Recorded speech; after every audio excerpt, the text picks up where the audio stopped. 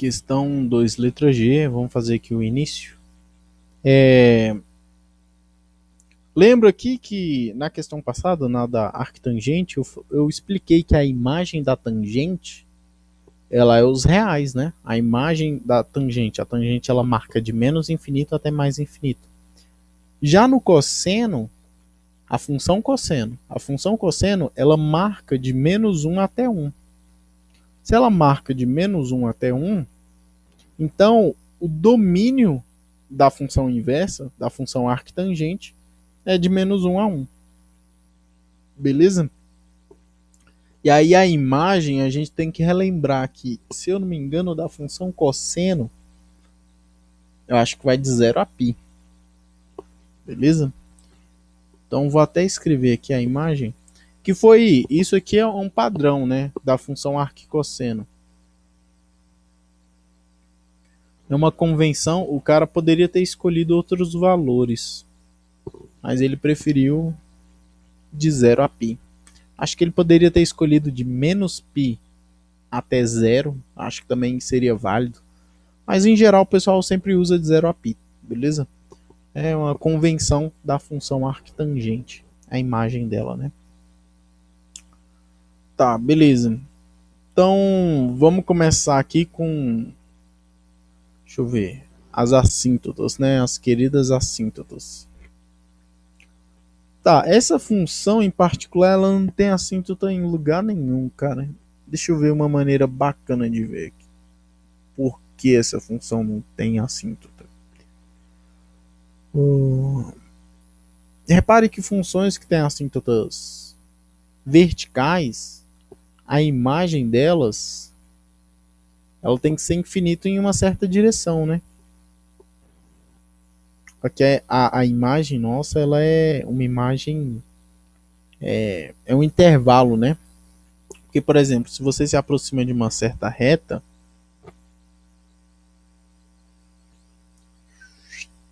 tu vai crescer. Ou para mais infinito ou para menos infinito, né? Se for assim ou assim. É uma boa maneira de argumentar é dizer que a imagem ela é um conjunto fechado, né? Como ele é fechado, a gente sabe que não vai ter assíntota vertical. E quanto às horizontais, não faz sentido a gente falar de assíntota horizontal, porque o conjunto aqui também é fechado, né? O domínio. Então não tem como você fazer o x ir para mais infinito e nem ir para menos infinito. Beleza? Mas ainda assim, poderia ser melhor mostrar isso, né? Uma maneira mais interessante de mostrar tudo isso. Esses argumentos aqui são, não sei. Eu particularmente ia sair na porrada com o professor que falasse isso. Tá, beleza. Então realmente não possui assíntotas. Vou botar aqui um texto aqui. Observe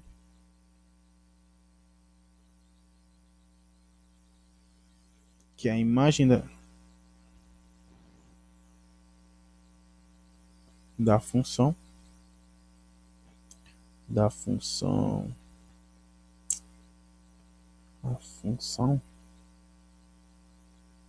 é um intervalo fechado.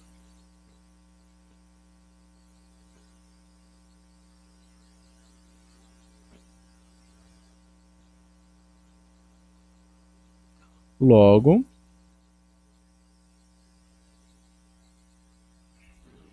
ela não possui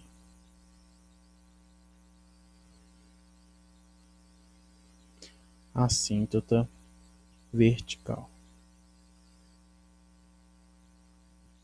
Ela não pode possuir assíntota vertical porque a imagem é fechada. Tá, e quanto à horizontal, não faz sentido falar de x indo para mais infinito ou para menos infinito porque o domínio está fechado, né? Então, ela não vai ter nenhuma das duas. Nem horizontal, nem vertical. Então, bora para a segunda parte, quer dizer, para os pontos críticos. Também não decorei a derivada dessa função, né? Da função arquicosseno. Então, o que eu vou fazer? Vou aplicar cosseno. Foi assim que a gente viu lá em uma certa lista e se chamava derivada de funções inversas. Cosseno de arquicosseno de x. Beleza? Então, seguindo aí, como cosseno e arquicosseno são funções inversas, no intervalo aqui definido, então esse aqui vai ser x, né? E aí agora eu vou derivar a nossa função. Beleza? Então a derivada do cosseno é menos seno.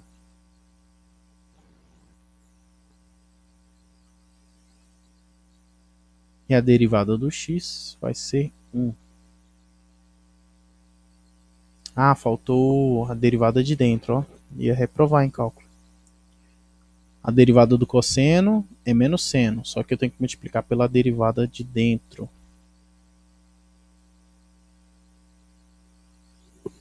Pronto. A derivada do f é f'. E aí, passando dividindo, eu vou ficar com f' de x é igual a 1 dividido menos seno de f de x. Tá. Agora vamos pensar aqui um pouco. A função f de x ela é a função arquicosseno, né? Ou seja, é o arco cujo cosseno é x. Então o que eu vou fazer? Eu vou fazer um desenho aqui, um triângulo, e vou marcar um arco aqui qualquer. Vou marcar esse θ aqui, ó. Pronto, θ. E aí eu quero que o θ seja o arco cujo cosseno é x. Se o θ é o arco cujo cosseno é x, então eu tenho que escrever esse triângulo de alguma forma que o cosseno seja x. O que eu vou fazer? Eu vou botar aqui um x e aqui um. Ou seja, o cosseno do θ é x sobre 1. Então o θ é o arco cujo cosseno é 1, né? Beleza? Então no lugar do f de x eu posso escrever o θ, né? Porque o θ é o arco cujo cosseno é x. Mas se eu aplicar Pitágoras aqui, eu vou ter que esse lado aqui é 1 menos x ao quadrado, né? Fazendo aí o Pitágoras. E aí o que a gente vai encontrar aqui? O que a gente quer é o seno de θ. Ou seja, a gente quer o seno do arco cujo cosseno é x. Então, para a gente encontrar o seno, basta a gente pegar esse cateto aqui e dividir por 1. Então, nosso f' de x aqui vai ser 1 sobre... Se eu fizer o seno de θ,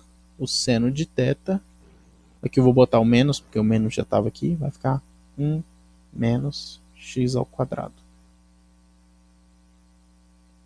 Beleza? Então tá aí a nossa derivada.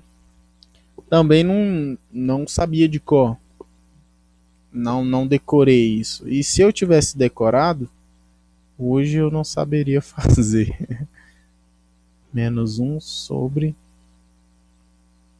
1 menos x ao quadrado.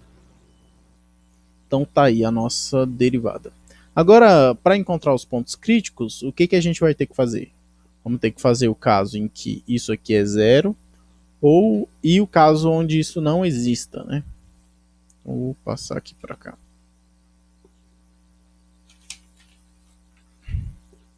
Vamos lá. Vou subir aqui com a câmera. Vou escrever aqui a função. Menos 1 sobre raiz de 1 menos x ao quadrado. O primeiro caso é onde ela não existe. Ela não existe se a parte de baixo der zero, né? Que a gente não sabe dividir por zero. Então vou fazer a parte de baixo da zero aqui. Vai ficar 1 menos x ao quadrado. Isso aqui igual a zero. Vou elevar ao quadrado. Vou passar 1 para o outro lado e inverter o sinal. Vou tirar a raiz. Beleza, mais ou menos 1. Beleza?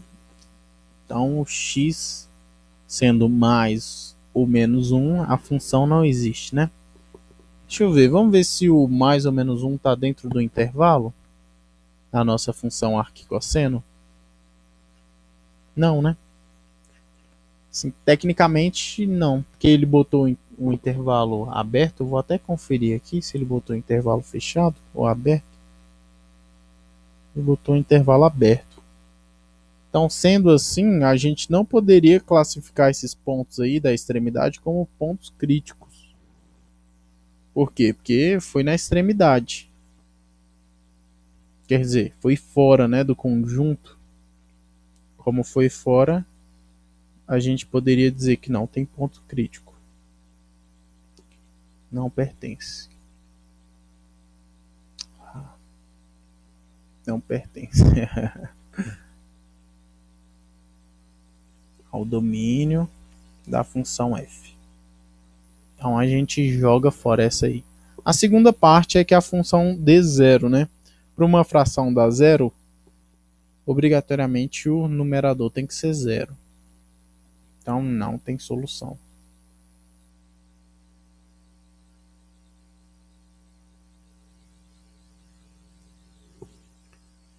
Beleza, então a conclusão maior que a gente encontrou é que essa função não tem ponto crítico. Pelo menos nesse intervalo, né? Então, ponto crítico não há. E aí a gente vai para a segunda parte, que é montar a nossa retinha aqui. Vou escrever as extremidades, que é menos 1 e 1. Vou botar uma bola aberta aqui. Menos 1 e 1. E aí, como não tem ponto crítico, eu posso escolher qualquer valor aqui no meio. Eu vou escolher particularmente o 0, que eu gosto de fazer pouca conta. E aí, resolvendo isso aqui, a gente vai ficar com f' de 0, menos 1 sobre raiz de 1 menos 0 ao quadrado. E aí isso aqui vai dar menos 1, que é menor do que 0. Ou seja, em todo intervalo essa função é decrescente. Tá. Então vamos a todas as nossas conclusões. Assíntotas não há. Nenhuma das duas, nem vertical nem horizontal.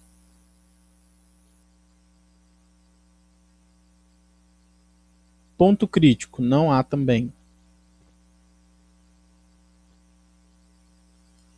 O intervalo de crescimento também não tem. Então vou escrever só o intervalo de decrescimento, que é de menos 1 a 1. Poderia botar domínio de f, né? Vou escrever logo domínio de f.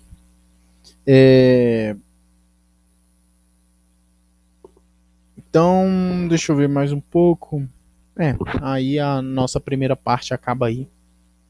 E aí a análise da segunda derivada fica para o segundo vídeo.